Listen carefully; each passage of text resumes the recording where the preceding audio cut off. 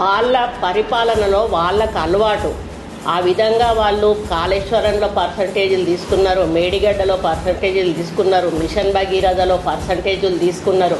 ప్రతి దాంట్లో కూడా పర్సంటేజీలు తీసుకొని నాణ్యతా లోపంతో ఈరోజు కోట్లాది రూపాయల డబ్బులు, ప్రజల డబ్బులు దుర్వినియోగం చేసి వాళ్ళు కోట్లకు పడగలెత్తి ఈరోజు మంత్రులతో సహా కోట్ల రూపాయలు దండుకొని కోటీశ్వర్లయ్యి ప్రాపర్టీస్ సంపాదించుకొని, మీరు ఒక్కొక్క మంత్రి హిస్టరీ, మీకు ధైర్యం ఉంటే మీకు మీరు సెల్ఫ్ ఎంక్వైరీ చేయించుకోండి. ఈరోజు నేను అడుగుతా ఉన్నాను మంత్రులను, బీఆర్ఎస్ మంత్రులను, మీరందరూ కూడా సెల్ఫ్ ఎంక్వైరీ చేసుకోండి.